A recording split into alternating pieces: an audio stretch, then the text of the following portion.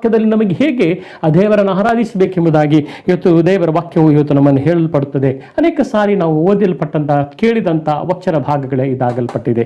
ರೋಮಾಪುರದ ಪತ್ರಿಕೆ 12ನೇ ಅಧ್ಯಾಯ 1ನೇ ವಚನದಲ್ಲಿ ನಾವು ನೋಡುವುದಾದರೆ, ನೀವು ನಿಮ್ಮ ದೇಹಗಳನ್ನು ದೇವರಿಗೆ ಮೀಸಲಾಗಿಯೂ ಮೆಚ್ಚುಗೆಯಾಗಿಯೂ ಇರುವಂಥ ಸಜೀವ ಯಜ್ಞವಾಗಿ ಅರ್ಪಿಸಿರಿ, ಇದೇ ನಿಮ್ಮ ವಿವೇಕಪೂರ್ವಕವಾದ ಆರಾಧನೆ. ಇವತ್ತು ನಾವು ಮಾಡುವಂಥ ಆರಾಧನೆ ವಿವೇಕಪೂರ್ವಕವಾದಂಥ ಆರಾಧನೆ ಆಗಿರಬೇಕು.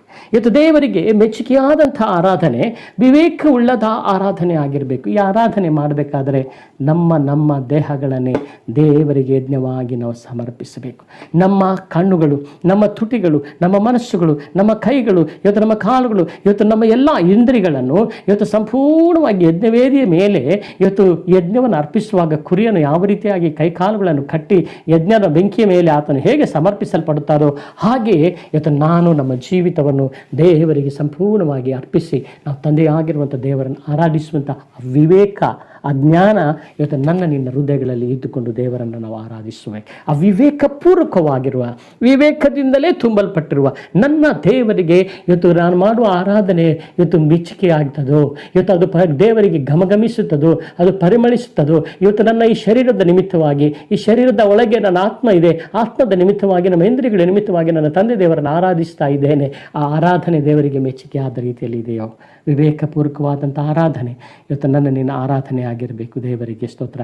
ಹಲ್ಲೆಲೂಯಾ. ವಿವೇಕಹೀನರಾಗಿ, ವಿವೇಕ ಇಲ್ಲದವರಾಗಿ ನಾವು ದೇವರನ್ನು ಆರಾಧಿಸುವವರಾಗಿರಬಾರದು. ಎರಡನೇದಾಗಿ ಇಬ್ರಿಯ ಪತ್ರಿಕೆಯಲ್ಲಿ 12ನೇ ಅಧ್ಯಾಯ 28-29ನೇ ವಚನದಲ್ಲಿ ನಾವು ನೋಡುತ್ತೇವೆ, ಯಾರೂ ಕದಲಿಸಲಾರದಂಥ ರಾಜ್ಯವು ಇವತ್ತು ಹೊಂದುವರಾದ ನಾವು ಕೃತಜ್ಞತೆ ಉಳ್ಳವರಾಗಿದ್ದು ಆತನಿಗೆ ಸಮರ್ಪಕವಾದಂಥ ಆರಾಧನೆಯನ್ನು ಭಯದಿಂದಲೂ ನಾವು ಮಾಡೋಣ. ಯಾಕೆಂದರೆ ನಮ್ಮ ದೇವರು ದಹಿಸುವ ಅಗ್ನಿಯಾಗಿದ್ದಾನೆ. ಹಲ್ಲೆಲೂಯಾ.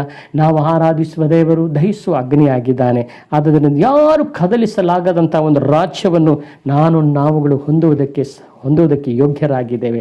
ಆದುದರಿಂದ ನಾವು ಕೃತಜ್ಞತೆಯನ್ನು ಹೇಳಬೇಕು.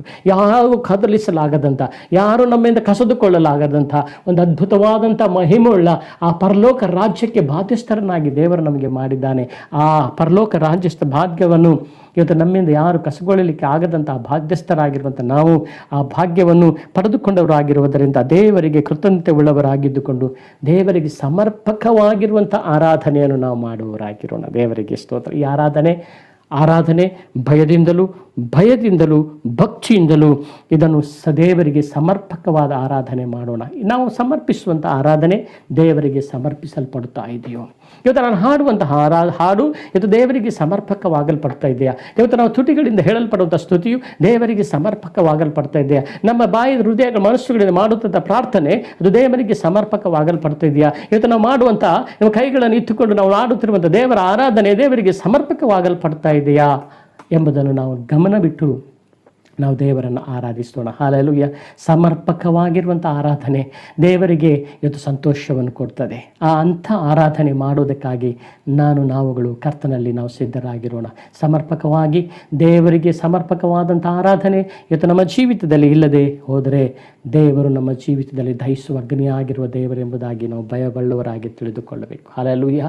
ನಾವು ಅಂತರಂಗದಲ್ಲಿ ಇವತ್ತು ದೇವರನ್ನು ಆರಾಧಿಸುವಂಥ ದೇವರು ಇವತ್ತು ಬಹಳ ಪ್ರೀತಿ ಸ್ವರೂಪಿಯು, ಸಮಾಧಾನದ ಪ್ರಭು, ದಯಾಕರನು, ಪ್ರೀತಿ ಸ್ವರೂಪಿಯು, ಆತನು ಶಾಂತಿದಾಯಕನೂ ಹೌದು. ಆದರೆ ದೇವರು ದಹಿಸುವ ಅಗ್ನಿ, ಆ ದಹಿಸುವ ಅಗ್ನಿ ಆಗಿರುವಂಥ ದೇವರನ್ನು ನಾವು ಬಹಳ ಭಯದಿಂದಲೂ ಭಕ್ತಿಯಿಂದಲೂ ನಾವು ದೇವರನ್ನು ಆರಾಧಿಸುವರಾಗಿರೋಣ. ದೇವರಿಗೆ ಸ್ತೋತ್ರ.